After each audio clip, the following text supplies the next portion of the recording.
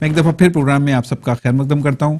ناظرین، آج ہماری بات ہو رہی ہے پشاور پریس کلب کے سامنے ہونے والے خودکش حملے کے حوالے سے، اور میرے ساتھ گفتگو میں شریک ہیں امتیاز خان فاران صاحب. آپ صدر ہیں کراچی پریس کلب کے، اور ان کے ساتھ موجود ہیں مجیب الرحمان صاحب. آپ صدر ہیں پاکستان ایسوسی ایشن آف فوٹو جرنلسٹ کے.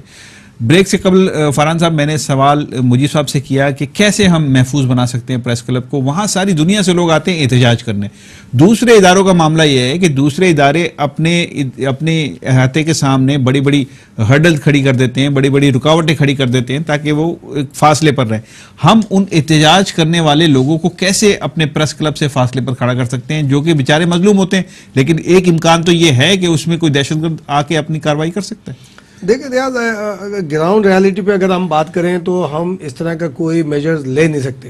اگر ہم دیکھیں، ممکن ہے کہ یہ ایونٹ کیا اس لیے گیا ہو کہ مظلوموں اور صحافیوں کے درمیان ایک ڈسٹینس ہو جائے، یا وہ جو آتے ہیں لوگ دعائیاں دیتے ہیں دہشت گردی کے خلاف اپنے مسائل کے حوالے سے، ان کی ایکسس جو ہے پریس کلبز کے باہر جو ہے بند ہو جائے. میں سمجھتا ہوں کہ میں ذاتی رائے میری کہ اس میں ہم کل ہماری گورننگ باڈی کی ایک ایمرجنٹ میٹنگ ہے انفارمل، اس میں ہم دیکھیں گے مختلف اس میں، کیونکہ نثار کھڑو صاحب آئے تھے ہمارے جو اسپیکر سندھ اسمبلی ہیں، آج وزٹ پر آئے تھے سولیڈیرٹی کے لیے. تو انہوں نے اس بات میں ہم سے کہا ہے کہ بھئی ہم اس میں جو بھی آپ سے ہیلپ کر سکتا ہوں کروں گا. دوسرا یہ کہ چیف منسٹر قائم علی شاہ صاحب کی طرف سے بھی میسیج آیا، وقار مہدی صاحب جو ہمارے دوست بھی ہیں انہوں نے ہمیں میسیج دیا ہے، ذوالفقار مرزا صاحب کی طرف سے بھی کہ جی آپ ہمیں بتائیں ہم آپ کے لیے کیا کر سکتے ہیں. آج پولیس نے کچھ انیشیٹو لیے بھی، لیکن یہ ایک عارضی سارا سیٹ اپ ہوگا نا.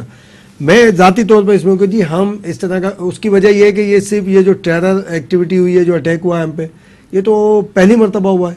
لیکن آپ کو پتا ہے کہ آپ بھی فیلڈ میں ہوتے ہیں، میں بھی ہوتا ہوں، مجھے بھائی بھی ہوتے ہیں فیلڈ میں. ہم صرف ان دہشت گردوں سے نہیں، ہم تو بہت ساری سیاسی جماعتوں سے، سیاسی گروپوں سے، ایتھنک گروپوں سے، مختلف جو ریلیجس گروپ ہیں ان سے بھی غیر محفوظ رہتے ہیں. اگر ان کی کسی بات پہ ہم سے شکایت ہوتی ہے، وہ پتہ چلا جی ان سے بھی ہم غیر محفوظ ہو جاتے ہیں. تو میں سمجھتا ہوں کہ بحیثیت صحافی ہم کچھ کر نہیں سکتے. مثال کے طور پہ آپ انشورڈ نہیں ہیں، میں انشورڈ نہیں ہوں. دنیا بھر سے لوگ آتے ہیں، افغانستان میں وار کور کرنے آئے، ہم بھی گئے، میں عراق گیا، افغانستان گیا، اور وہاں پر جو فارینرز آئے ہوئے تھے کروڑ روپے کی ان کی انشورنس پالیسی تھی، ڈالرز میں ہوتی ہے. یہاں پر اور جو پاکستان پہ کوریج کے لیے آتے ہیں باہر سے وہ انشورڈ ہیں. ہم جو اس وقت وار زون کے اندر ہیں، ہماری تو ٹریننگ بھی نہیں ہے. ہمارا کیمرہ جو ہے وہ بالکل انشورڈ ہے، لیکن کیمرے کے پیچھے جو کیمرہ مین کھڑا ہوا ہے وہ انشورڈ نہیں ہے.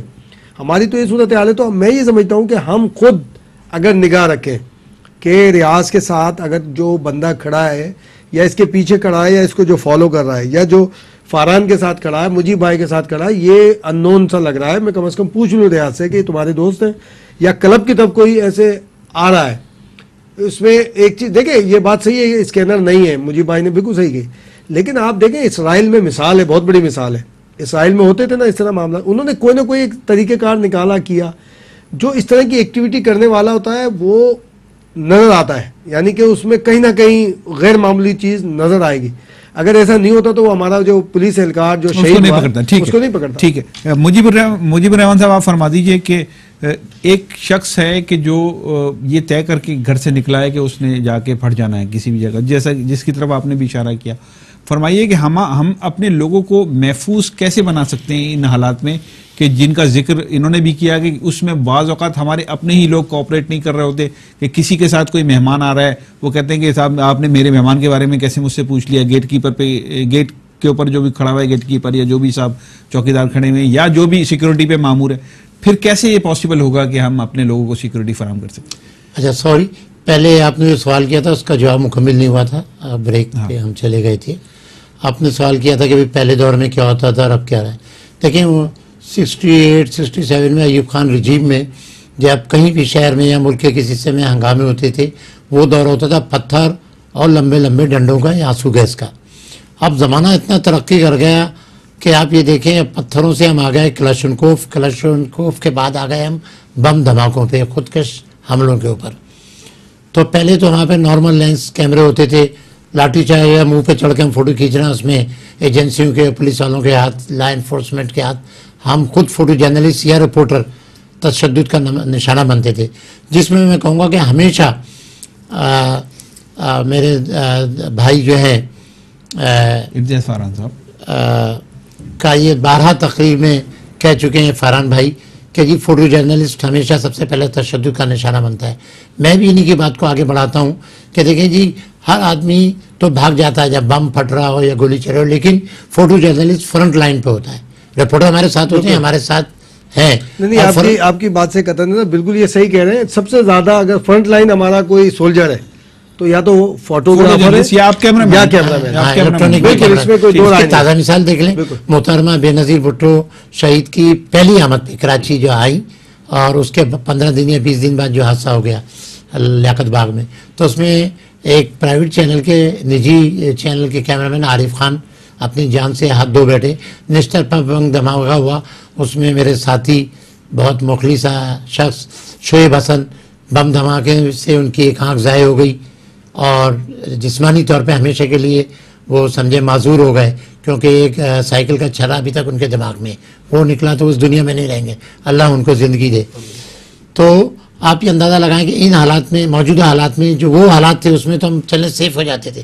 پتھر سے تو ڈائریکٹ سیاست، جیسے بھائی نے فرحان بھائی نے کہا کہ سیاسی کارکن بھی تشدد کا رپورٹرز اور فوٹو جرنلسٹ کو نشانہ بناتے ہیں، لا انفورسنگ ایجنسیز بھی بناتے ہیں، مذہبی جماعتوں کے کارکن بھی بناتے ہیں.